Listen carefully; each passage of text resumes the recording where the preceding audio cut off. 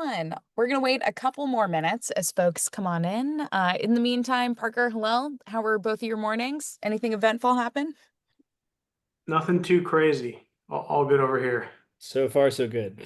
Great, great. Well, hopefully we'll keep it going. I was telling Hillel I'm wearing my webinar shirt, so I'm ready to go. Do you have a shirt you wear for webinars? Oh yeah, Parker, I can't believe you haven't noticed this. Yes, I see, actually haven't. every webinar, gotta get it. Yeah, gotta get it going. So Is there like a, I is there you sort of don't like have a a, shirt for is there webinar. like a meta driver to that of like, you want to be able to stitch them all together and, look the same? I do like the idea of we're all cartoon characters whenever we're joining these. But no, but I'm always waiting for someone to notice. So if you're in the if you're in the crowd, no, I'm kidding. Please don't. Awesome. Well, we're 2 minutes in, so figured we'll get things started as folks are joining the chat. Always am curious where people are joining from. So as I'm screen sharing our slide deck that we're going to walk through today, if you want to drop in where you're coming from, we got Austin, Cody. Awesome. I also recognize your name from joining our last webinar. So Cody, welcome as a repeat attendee. Bay Area, San Francisco, got lots of folks coming in nearby. Wonderful. All right. Got a good blend. Okay. So just want to confirm classically that everyone can go ahead and see my slides. Is that the case? Yes, perfect. All right. So as we get started, webinar focus today, as everyone here knows, is marching towards the continuous close.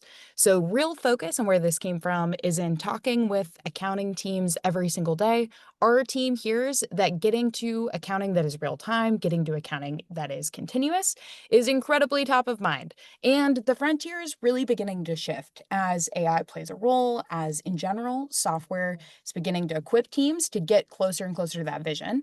And so the focus of today's webinar is going to be on what are teams doing today, practical use cases, and a little sneak peek into what's coming down the road in the future. Before we go in, a hotly debated topic on the numeric side of the house as we're throwing together this webinar with Hillel. Is it continuous or continual? This is not going to spend a lot of time here because I'm guessing most accountants on the call are not really into grammar, maybe the way that we are over here. But kind of a funny, it looks like it probably could be both. If you have a strong opinion, feel free to also throw that in the chat. We won't live update the slides, but would be curious where people fall on, is it the continual close or is it the continuous close? So with that fun question out of the way, we're going to get into our speaker intros. So I'm going to pass it over first to Hillel to tell us a little bit about where he's coming from and some of his exposure to the continuous close. Thank you, Tierney, and thank you, Parker, Tierney, Kiara, for having me here. Thrilled to be a part of this discussion. Yeah, I'm the controller at Click Therapeutics. I started my career at SiriusXM on their in-house finance corporate team. I worked with some great people over there who, 5, 10 years ago were very focused on automating processes. And automation and process optimization has been a big part of my career, and honestly, the type of work that I enjoy. I've been lucky enough to work closely with Parker and team for over 3 years on really organizing, automating our close in many different ways. So thank you for having me, and I look forward to the discussion. Awesome. Well, we're happy to have you here, and we'll pass it over to Parker for a quick intro. Yeah, thank you for letting me join as well. I am one of the co-founders and CEO here at Numeric. Prior to starting Numeric, was running a finance and accounting org at a high growth company called Shogun here in San Francisco. So have had the chance to both kind of live this sort of maturity process and go from like literally no closed process, no audit ready financials, really no accounting happening to an incredible team sort of managing multiple entities, multiple books, multiple products, and the likes. And then obviously here at Numeric, we work with a really wide range of companies, all the way from, early stage Series A, maybe Series B companies who are starting to kind of just build that process and muscle of how do we start to get our kind of processes in order, all the way up through, public companies who are really kind of trying to grab every minute and every hour, every month that they can get back. Awesome. Well, with those intros, roadmap for today's webinar is first, we're going to talk about what is a continuous close, how do teams go about defining it. We're going to spend the majority of our time then getting into the practical reality of how are accounting teams today driving towards a more continuous close.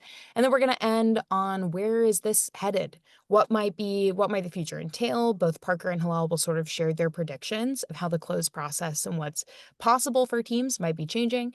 And then we'll have Q&A. That being said, if you have questions, if you have comments, you have thoughts, it is wonderful to see those in the chat as we go, and we'll be sure to respond to those. So, of course, definitely we'll have that dedicated Q&A at the end, but always nice when we can get a little bit of dialogue with folks who are joining today.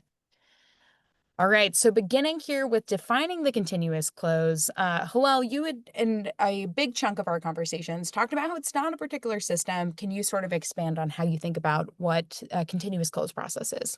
Yeah, and I think when we say it's not a system, it's really, it's never a single solution, right? It's really about taking a step back, understanding what work is your team doing at the end of the month that's creating this crunch, right? And think about how you can transfer into more real-time, repeatable activities over the entire month, right? Finding areas where real-time data is available, right? And then transacting on it more frequently rather than just at one point in the end of the month, right? And when I think about working with my team to create a new process or optimize, it's really these three tendencies that we're thinking about, and it's creating processes that are repeatable, that are automated, and that are auditable, right? And when we're thinking about repeatable, it's really about scale and making sure that what you're creating is manageable. Automated is obviously automating in a reliable way, in a predictable way, in a systematic way. And auditable is really, you want it to be accurate, you want it to be transparent, you want it to be operating in a way that can be documented and understood by really anyone. And when we talk about the continuous close, I think that there are some companies out there that might have requirements for closing the books multiple times a month. I think that those are few and far between. I certainly haven't been at one, but it's really an aspirational goal, right? And it's one that is, it's about identifying work streams on your team that, and whether you, even if it's only 50% or, maybe it's 60% or 30%, just a nice chunk of activity that could fall within this framework.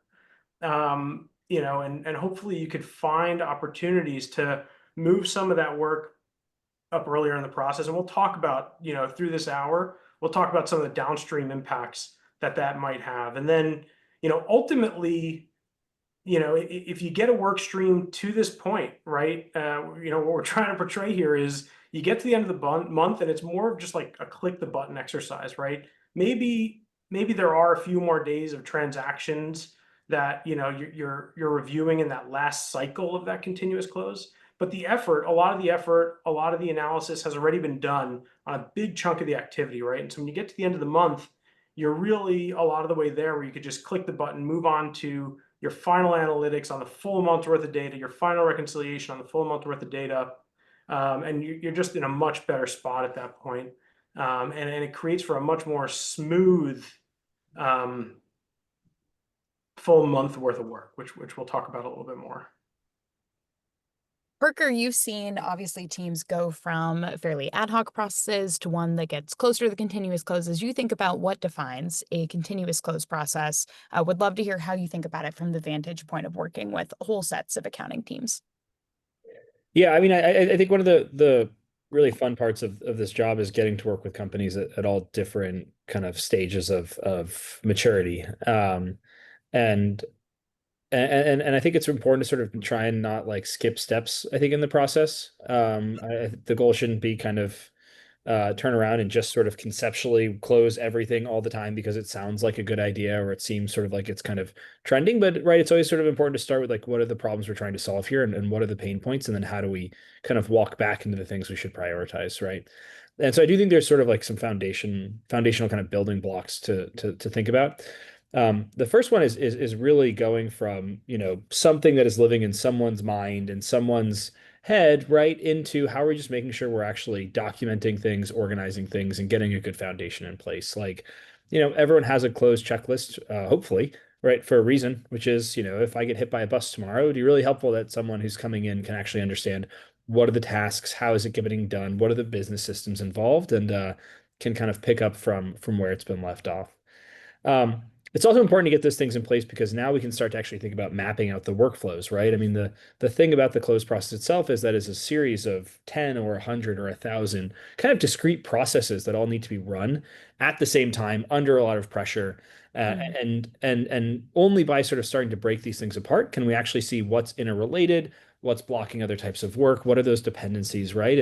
And think through critically what are the things that then we can think about being more proactive and pulling forward into the current period, right? So if we're looking at our work and starting to think through, okay, what's actually going to make the biggest difference? It might be getting AP closed earlier, right? It may be thinking through what are the adjustments we can actually book earlier in the period given our processes. And so you can't really do that until you've sort of actually mapped out the work. And we've talked with teams who have, on offsites kind of gotten together in conference rooms and put everything up on big pieces of paper.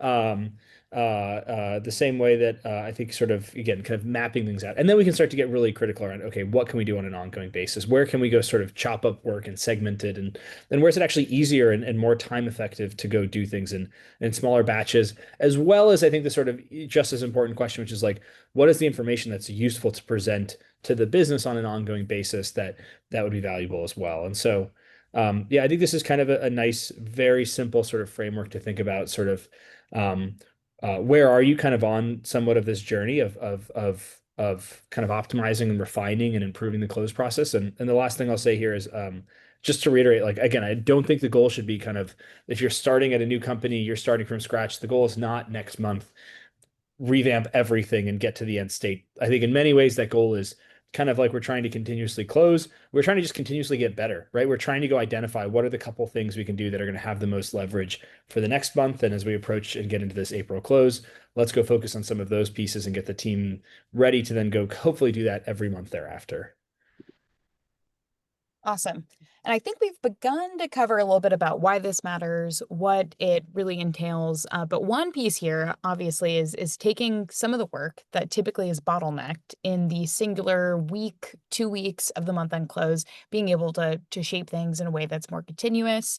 Hillel, can you talk about some of the benefits that you've seen from your team? I'm sure folks on the call probably are pretty aware of this, but sort of why this conversation matters and why that like continuous improvement life cycle is really important to think through. Yeah, I think, it's not necessarily about reducing overall work. I think the amount of work people are doing isn't necessarily going to change if you just do it on a different cadence, right? But it should be an efficient process that it just accounts for transactions at the earliest possible known point. And I think you end up with, a more regulated working environment for accounting teams where there's evenly distributed work throughout the month. You don't have that rush at the end of the month. There aren't as many bottlenecks in the process because things are happening as transactions are happening, right? And as data is available. I think, there are a lot of downstream positive impacts to this. Um, some of them in decision making, right? I think some of them in earlier error detection, right? We'll get into some of these, but I think through this conversation, as we continue on, I hope downstream benefits will be, fairly evident and obvious through the conversation. So. All right. And then last, maybe putting a little bit of context in a real world example. Hello, when we were prepping for this, you talked about going through this exact cycle at SiriusXM. Oh, yeah, would love to hear a little bit more about what that tactically looked like. Yeah, I had a wonderful team over at SiriusXM, and I honestly, there are some people there who taught me a lot about this topic, who I honestly have not been in touch with a lot recently. Michael Gruel is one of them, so if he happens to be on or this somehow gets to him, would love to get in touch. But these are some of the concepts in this webinar, and certainly my contribution to this conversation have come from my experience at SiriusXM and some of the ways that I've iterated on that throughout my career. We had a giant organization there, and there were a lot of reasons why we needed a big finance organization. We had reporting requirements. Once the accounting team was done closing the books, there were all sorts of steps that had to fall into place in order to close each month and quarter for reporting. On the accounting team in particular, this created big waves where we were extremely busy for the first week of the month, and then things kind of slowed down. And myself, Michael, some other people on the team, we really utilized those downtimes to try and implement this continuous close idea. And we really just went one area at a time, right? Taking these old Excel files, thinking about where the data is coming from, how are we manipulating it? And, we saw real tangible benefits for this where, people were able to take on different types of work because the workflow is just totally different as a result of implementing that. And again, we were only able to really accomplish this in a few areas. I wasn't there for that long. But it was really, again, like we talked about earlier, it's really a mindset, right? Of identifying areas that could fall within this framework, and just executing on it one at a time. All right. So piggybacking off of that, I think both you and Parker have mentioned how it is one area at a time. You are sort of identifying a given part of the month end close and then drilling into how can we get this more continuous. So next part of our webinar that we sort of walked into what is the continuous close is going to be walking through a couple of those areas. So we're going to start with prepaid amortization, something that hopefully is relevant to many people on this call. And Hillel, do you want to talk a little bit about what is the before state in a non-continuous and more typical close, and then a little bit about what it can be once we've implemented some of the continuous close process mindset? Yeah, I think this is a really good, simple example, something that touches a lot of teams, right? And if you think about the traditional approach to prepaids, and whether you're doing this manually in Excel or via subledgers in the numeric system or other systems, NetSuite amortization templates, whatever it is, right? The bottom line is you're, in the prepaid process, there are invoices coming in that need to be reviewed for additions. In one fashion or another, either they're getting coded to the right place or you're reclassing them so that they're in the proper account. You're then amortizing them, and you're amortizing and then reconciling them at the end of the period, right? And depending on volume, this could be a tremendous amount of work, right? You could be sifting through tens, if not hundreds, of invoices that are eligible for prepaids at the end of the month. And the idea of doing this in a continuous fashion is not that novel, right? It's just instead of doing that review process at one point at the end of the month so that there's a tremendous amount of work, right? You think about reviewing those transactions on a more regular basis, whether that's daily, weekly, whatever cadence makes sense for your organization, right? You want to record that expense, reclass, amortization, even reconcile earlier. Not only does it shift the work up and throughout the month as opposed to at one point in the end, you're also creating data that will be available in real time, right? So you'll have more real-time P&L data. And, if there are errors that take place sometimes within that prepaid process, right, you'll be able to point those out earlier. And I think, it's not that intricate of an example, but it's just about taking a different approach to how you're transacting, right?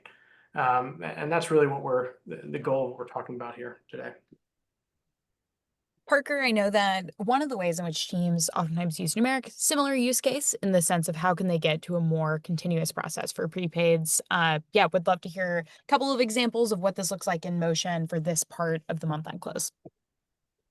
Yeah, so I think the sort of I think one of the really sort of exciting things about AI and how it's going to be applied to a lot of these accounting workflows is how effective it is at actually making decisions around how should something be accounted for, what are the abstractions from documents, from data, and kind of that translation from the sort of conceptual accounting into the sort of recurring practice and the credits and debits.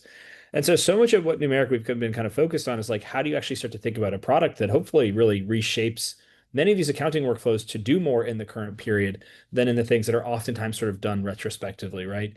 And so prepaid expenses is a great example. It's a simple example, right? I think we're all sort of, it's a pretty familiar with how to amortize, kind of, something we want to expense. But I think these concepts are going to apply to pretty much everything about how we think about kind of how is value sort of translated and sort of held and then sort of managed over time, right? And I think we're very quickly sort of trending to a world where, instead of potentially purchasing something like a lease accounting software or a fixed asset accounting software, or pulling out the spreadsheet to kind of define how do you want to go calculate how you want to account for, interest that's being accrued on a convertible note that you've issued, right? You're going to start with this sort of question of uploading those documents or data and intent kind of into a product and ending up with something that's actually doing the abstractions and getting you to the sort of those transactions on an ongoing basis. And that's super exciting because Those are some of those sort of core things that you see teams spending a lot of time in closing the book, dealing with, both the sort of high volume things to the really complex things. Um, and so really focused on sort of that kind of trying to make sure we can make sure people can manipulate their data across different use cases, whether it's a prepaid expense as a simple one or increasingly sort of complex examples as well. All right. Well, that lends us to talk a little bit about our second case study, thinking about how to run sort of flux comparisons in a more mid-month way. So Parker, would love to hear from you a little bit about the before case, and then we can walk into what does it look like in a more continuous practice. Yeah, so I think this is one of the places which kind of gets more to like the value add kind of perspective of how do you think about sort of making sure that we are positioning teams to um, hopefully kind of drive a better understanding. And I think sort of cash is certainly kind of the one that comes to mind here. And I think we certainly work with a lot of customers doing daily or even kind of weekly kind of cash snapshots, right? And sort of updates to the business. Like certainly myself in my position, I really like knowing how much cash we spent, each month, how we're pacing, what does that look like, and how do we could forecast, our sort of, cash burn or on a monthly basis. And so the challenge here is a lot of this work is typically done, during the close process when we're kind of catching up on a lot of the transactions from the period. And it's also the time where we're doing a lot of the categorization to kind of define what are those things and what are the bank transactions actually being used for. Um, and what we see teams, increasingly doing is kind of managing these on an ongoing basis, and then kind of tailoring that and sort of partnering that with kind of really nice reporting and analytics to go kind of drive kind of more continuous updates, right? Like um, uh, if we think about sort of the role and sort of I think a place that accounting teams can really position themselves as sort of thinking more about this sort of full stack kind of concept, right? This sort of level of okay, I think accountants are going to do more forecasting and more reporting in their jobs on an ongoing basis. This is a great one because you own the underlying data of the bank accounts, the reconciliations, and you're very well positioned to be able to say, look, based on where we are month to date, we expect we're going to come in at X based on our sort of understanding. And again, it sort of comes down to a fundamental perspective that you need to get the underlying data infrastructure right, but then you can really sort of push on sort of doing things on a more continuous basis. All right. And Chris, I just want to sort of we'll get to your note actually kind of a little bit in like a couple slides. It's a great flag.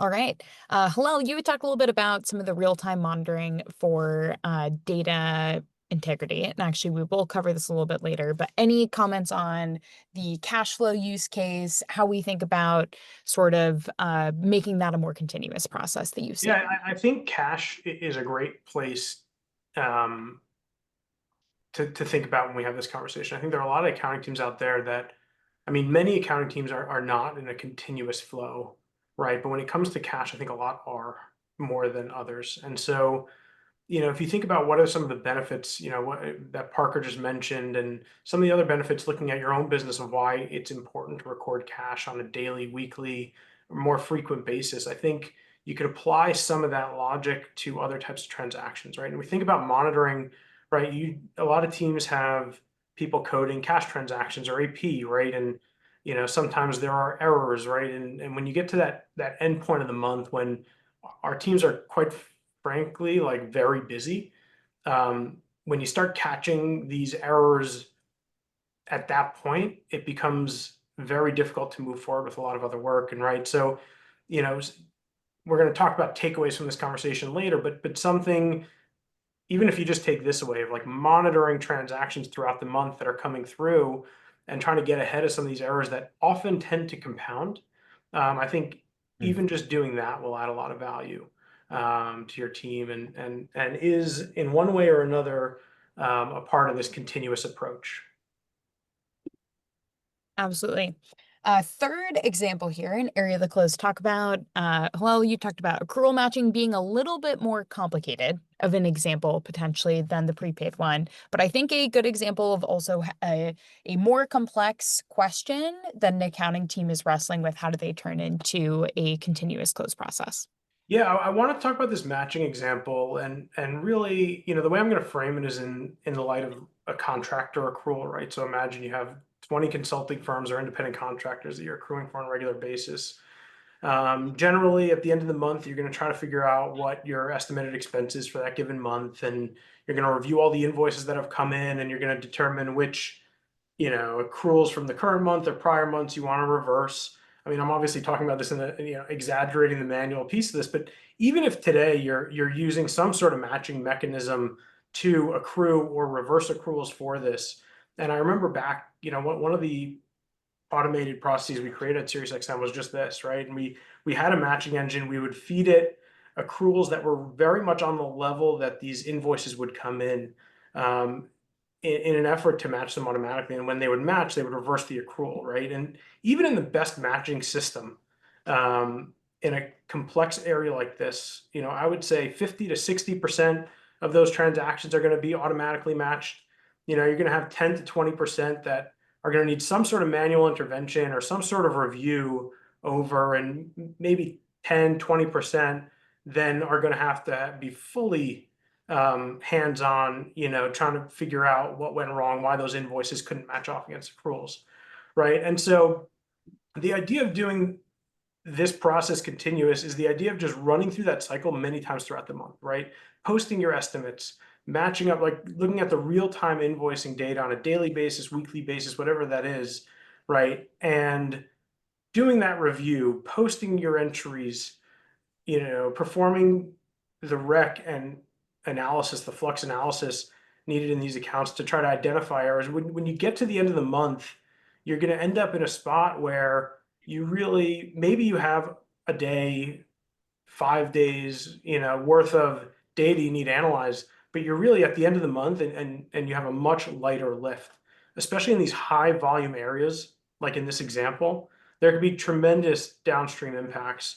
And it really lightens the load when, at the time of the month where teams really need it, right? And so I hope this was an applicable and clear example of how, I tried to talk about an area here where that is applicable to a lot of people, hopefully on this call, but it's just about framing it a little bit differently and making sure you have the data available at different points in the cycle so that you can continue to transact throughout the month as data is available. Yeah, and I think ultimately, but like I said before, right, it doesn't necessarily reduce the overall work, but it's certainly going to be a more efficient process, a process that's running at the earliest known point of these transactions, right? And it's a smoother process, right? It's a less manual process, and that's really the main point of these case studies. All right, our last practical case study, and one that we kind of hinted at before with ongoing transaction monitoring, being able to flag specific examples where, for whatever reason, data quality is not strong. Parker, do you want to talk about how teams do this before a non-continuous close, and then a little bit about some of the teams that are using Numeric and sort of how they think about approaching this? Yeah, I mean, I think this is one of the things I care a lot about, and I think I sort of experienced firsthand um, some of, I think, like the really sort of annoying friction that oftentimes gets created between finance and accounting teams, where you kind of find too many errors, issues, reclasses, when the finance team is coming back is saying, hey, like we want this here, this actually should live in the sales budget, right? This thing should be capitalized. Like clearly the wrong point in time to go identify issues is like when the reports are being generated. Um, and so we want to kind of try and help teams, and I think it's really important to try and do these things on an as ongoing and as a rules sort of based process as much as possible, right? And so um, the goal here is both, I think, with sort of very kind of standard rules engines, how do you sort of define the expectations of your data, but also increasingly using AI to help you actually define those rules and float ideas and sort of, structures around how can we be more proactive here. So Chris Lee in the chat kind of brought up a good example of one, which is one we see all the time, which is, hey, like, how can we actually be constantly scanning your underlying GL and saying, hey, we think this thing is probably a prepaid expense that was missed, right? It happens. Like things are, someone coding AP is going to put something in the wrong place. But if we can see certain amounts, certain data fields, even documents, right? We can actually go scan those and help you say, hey, we think you should double check this. And ideally, we're doing that now as opposed to double checking it once that entry's already been booked and someone's going through the data and reports and saying that doesn't look right, you know? So I think there's a lot of use cases, and this is somewhere where AI can be super, super impactful because um, we can be sort of scanning and reviewing and with these increasingly sort of intelligent models kind of flagging kind of where are there potential issues that we should double click into and manage on an ongoing basis. Yeah, I didn't mean to step on your toes there, Parker. I guess Oh, we're you're both good. passionate about monitors and that concept. Awesome. Yeah. So here, I think this is just one example. I mean, we of a company, Awardco, that we've had the privilege of working with for about a year, maybe a year and a half, and was a very early sort of partner with us on kind of building out a number of these sort of monitoring examples. And I think what I think has been really cool from my vantage point has been there are a lot that are very, very consistent across teams. And actually, I think the first place to even look is just in the closed checklist itself, which is what are the exports we're running to go double check data at the end of the period anyway, right? Those are the first place to start. But then you start to see sort of like really weird patterns, not weird, but like unique patterns emerge within companies themselves, right? What are the things based on your business systems, your processes are starting to come up? And so while a lot of that might be data hygiene related, a lot of it might be more compliance oriented around how are we actually double checking, for our SOX controls things on a more ongoing basis and signing off that, things are okay. It might be things of, oh, like this period for some reason something was booked to an equity account from an AP account. Why would that be the case? What are the movements that we don't expect? And starting to build that muscle, which is okay, cool. Maybe if we see something weird happen once, that might be fine. We might go fix that. But if we see it twice, we should probably start to think about, creating the structures and processes to better flag if, those things more proactively on an ongoing basis. All right. And to round out our practical examples, something that came up in prep conversations with the two of you was how all of this comes down to having really strong data. Well, Parker, any notes on sort of the importance of the underlying data for pretty much any continuous close workflow? Yeah, I Yeah, I mean, think sorry. go Go ahead, ahead. Parker. No, I was just gonna say, I think there's I think what's really clear, and I mean, I think um, I think a lot of us probably recognize. I think AI it is already kind of making a big difference in a lot of the work streams, and especially like some of the best out of the box use cases today are, sort of RAG examples, right? We're retrieving information, we're searching, we're synthesizing data. None of that works if things are not well structured, well organized, well cleaned. And like accounting is one where we want structured data. Like we're not looking for unstructured, messy data. And so, again, so much of the goal should be okay, if we want to set that foundation to go leverage AI increasingly in more and more useful ways, the mandate should always be kind of focusing upstream and saying, okay, how do we get the data in the systems as efficiently as possible, as accurately as possible, so we can leverage those tools. Like using AI to kind of write variance explanations is an awesome example. It's still one of these things when we close our internal books, I'm going through things and I'm kind of amazed sometimes by just like the very quick insight that no human touched that gets me the answers that I want to see about why did something change. But that doesn't work and it's not useful if that data isn't well structured, well organized, and managed. And nor do I think like even when some tools are getting better at actually sort of like this, like say you're missing vendor data on sort of expenses, right? Like you can use AI to actually go sort of like make some of those assumptions, to go look at memos, to clean some of that stuff downstream. But I think that's like the wrong kind of approach, candidly. Like the goal should be, again, better structure, and these tools are going to get a lot farther. Yeah, and I think this whole conversation centers around data, but it's about real time data, but it's also when you're thinking about making accounting estimates, it's also about at what point can you have a predictable and reliable estimate that you could then use to compare against that real time data, right? And so it's really both. But yeah, I think that was well said, Parker. All right. Well, with our four concrete examples out of the way, going a little bit into one, where do teams start with all of this? And then some future considerations, predictions. Obviously, this is a moving target. Models are changing in their capabilities. tools are generally getting more robust. So I think fair to say that the close will only hopefully get more continuous. But to start, how should teams, with this general information around mindset, around some of those examples, how do you get started? Would love for Hillel, maybe you to walk through in prior roles how you've thought about like the right way to take this mindset and put it in action. Yeah, I mean, the way I've always approached it is like identify the inputs in your current process and areas that you're working in that could be siloed off and automated, right? That's really the first thing. And I think accounting teams, myself included, are, looking at all their processes are generally bogged down by certain balance sheet accounts, P&L accounts. Those often determine what processes they have, right? And you really got to get out of that mindset, right? You have to identify what parts of your process, right? What inputs, right? If you have a prepaid account, you might have 4 to 10 different ways of transacting in that prepaid account, right? But what can you get 60% of that and automate it, right?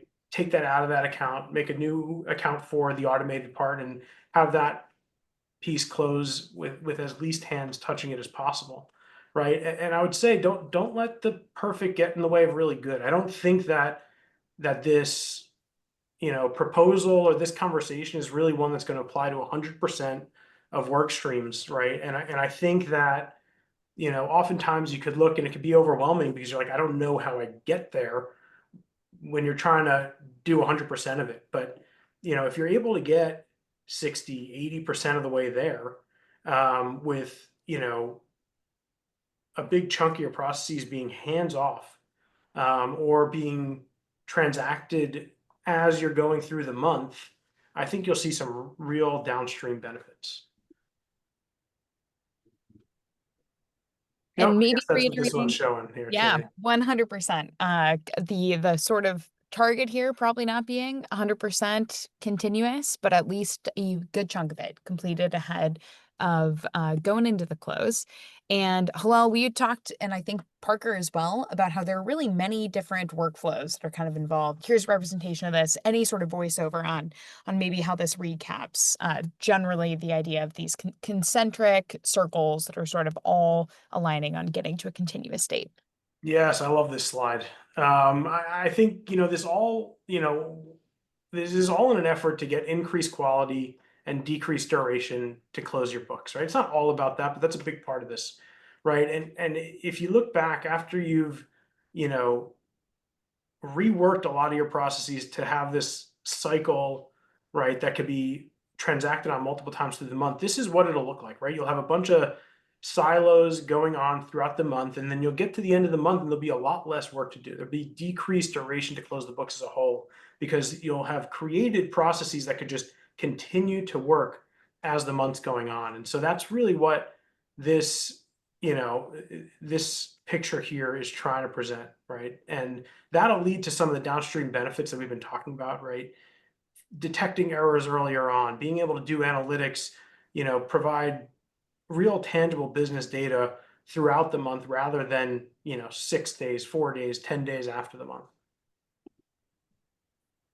And all of this has an impact on the way teams are structured, on how you think about interviewing people who potentially have the mindset, the mentality, or at least the acumen to begin putting in place a continuous close. Hillel, would love to hear you talk about how do you think about structuring an interview process or specific questions that you found really help that for the right type of accounting new team members to join the team.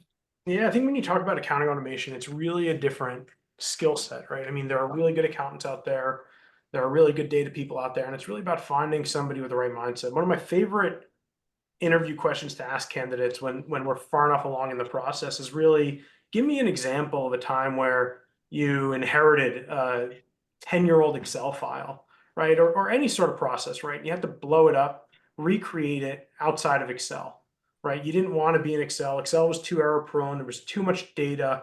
There was too much manual manipulation happening, but you wanted to do it in a different system. And I love hearing those examples. There are just certain personality types, certain type of people that approach their work in a way where they're excited to talk to you about those. And I think anyone working in accounting for a long time can relate to this. But it's really about seeing how they enjoy talking through that, And that tells me a lot when I'm looking for talent. And yeah, so I mean, this piece right here, I mean, I have a fantastic team. I hope some of them are on. Maybe they are, maybe they aren't. It doesn't really matter. I'm very fortunate to have a fantastic team here at Click. And one thing we've done over the last couple of years is we've brought a data engineer onto our team to really help us execute on some of these challenges, right? And some of these automation projects that we're working on. And each member of my team is kind of like their own project manager in a way, right? They work directly with the data engineer to execute on these projects, right? And we've seen a lot of success in it, and we're doing some really great things. All right. Well, rounding it out with some predictions for the future of the continuous close, where we're headed. Gonna start with you, Hillel, on where you see things going. What would be that ideal state that you think is reasonable, and potentially on what time horizon we want to Yeah, close not out? gonna lie, I'm more excited to hear Parker's answer than mine. But the way that I really think the future will be is, accounting teams, instead of having 50 to 100 different Excel files that you're clicking in every single month, you're really going to have these automated processes. You can call them processes, you can call them apps. Maybe one day we'll even have bots working on our team that are just going to be running through a well thought out process continuously throughout the month, right? Whether it's continuous or at the end of the month, that's up to your decision if you see the tangible benefits of doing that. But it's going to look like that other slide that had a bunch of circles, right? It's just going to be a bunch of processes running. And really what I think will end up happening, all the teams that I've entered in my career, it's about all processes start with downloading a report and manipulating data and running formulas in Excel files, right? And what the key thing that I'm trying to do now with my team and we're executing on is starting the process at the end of that, right? The data should flow automatically, right? And then those calculations, they should be predictable. They should be happening automatically. The analysis should happen automatically. And then the accountant should really come in at that last stage, right, to really review those. And to me, that is really where the industry is headed and where I see it going. Parker, what about you? Yeah, I think look, I think we are so early on in this sort of next age of AI. I think we are, like I think we should think about this as sort of a kind of wave that probably plays out across decades and not sort of months or weeks or even sort of individual years. And so I think we're just like so at the beginning of seeing how these processes, workflows, jobs are really going to be kind of reshaped and kind of rethought. And I do think so much of this comes down to like the ability now to just have software and tools that is like they're deeply intelligent, kind of baked into the software itself, right? So the ability for something to reason about a contract, the obligations, how it should be accounted for, a complex contract, and how we should journalize it. Um, we're just in the earliest innings here, and I think that's really exciting because I do think it's going to give us chances to really fundamentally rethink a lot of how this work has been done in very new and kind of like hopefully refreshing ways that hasn't been possible with the sort of last generation of software, right? Which was so much about digitizing sort of manual processes and going from tracking things in pen and paper or then from spreadsheets into these workflows. So I think the theme here, and one of the big themes is going to be we're going to have software that is just really customized and personalized to businesses, right? And I think that's going to enable us to go sort of have hubs and have centralized a lot of these workflows that now are in disparate places into one place where you can actually see across all of your various different types of financial transactions, different types of reconciliations and financial data that is then going to make that hopefully information both have an ability to process it on an ongoing basis, but also to utilize it, a lot more effectively as well. Um, All right. Well, with our predictions, it's time for questions. We have a couple minutes left. I would love to get in a couple. So I'm going to stop our screen share here. We'll turn to the chat if there is anything else that folks would like to hear from Parker and Hillel. as we're waiting on questions to come through, I think one that is on my mind is Hillel. I think the idea of bringing a data engineer onto the team is pretty unique. Very few accounting teams have that. Would love to hear some of maybe the project or the scope or how you think about leveraging them as a part of your team. Yeah, it really started with our data was just in a few different places, and we wanted to bring it together. I'm lucky enough to work at a very data and AI focused company, not on the finance side, but on the life sciences side. And so I had a bunch of tools at my disposal that I don't necessarily have the expertise to use, and the rest of my team doesn't. And I really, they were available to us, and I wanted to explore automating through them. And really, the first 6 months was organizing our data, feeding it in an automated way, and making it available to us. And then it really opened up a lot of opportunities that are right on our fingertips because our data is there in one place in systems that could, you know, really help you manipulate, visualize that data. So that's really where the motivation came from. And it's definitely unique. I've certainly never done that before. So All right. Well, saw Parker respond to one question in the chat. We have one from Scott, or actually two questions from Scott. The first one is, can you audit the books for the prior year, 12, 18, 24 months for any issues with the prior close to audit the business? Identify issues that need to be resolved to manage closing the historical books to get more accurate financials, and then building out the tasks, accounts, or reconciliations for going forward the month-end close. So meaty question there, but I think all about like, how do you think about the sort of historic months of activity to inform it? Parker, Hillel, any perspectives on Scott's question? Yeah, I mean, I think that's like such a good use case of sort of like this question of like, can we sort of, I mean, in many ways, like one should be able to extrapolate close processes based on like your underlying data. Um, and so I would certainly expect that by ingesting that raw data, not only can you go sort of find issues, but you can also go start to think through what are the processes we want to go build from there, right? I mean, if you just look at what are the recurring manual journal entries every month, every quarter, every year, like you can start to go build from that. And so absolutely right. I think that sort of foundation of what's been done on the past certainly starts to define how we think about sort of the processes for the future. All right. And then one other question, also from Scott, is do you have support scenarios, templates to close the books for product and inventory e-commerce businesses? And then a couple of categories there. I'll take a stab at answering that one in terms of our support. Scott, we do have some templates on close checklists that are live on our site and numeric templates, and we can be sure to include a link out in the follow-up where we'll include the recording of this webinar, the deck, and then also just a link to some of those existing templates. If you don't find what you're looking for, our team is always really excited about building templates that are helpful. So would encourage you to respond and let us know what would be helpful. And we can obviously prioritize that because we care a lot about making sure people have the right resources to run with a lot of these processes. All right. Well, with that, we have 1 minute left. Looks like there are no pressing questions in the chat. So thank you, everyone, for attending. Thank you to Hillel and Parker for giving your perspectives and vantage points. Continuous close. We'll be following up with this recording if you want to share it along, as well as some of the notes, takeaways, and then in addition to that, some resources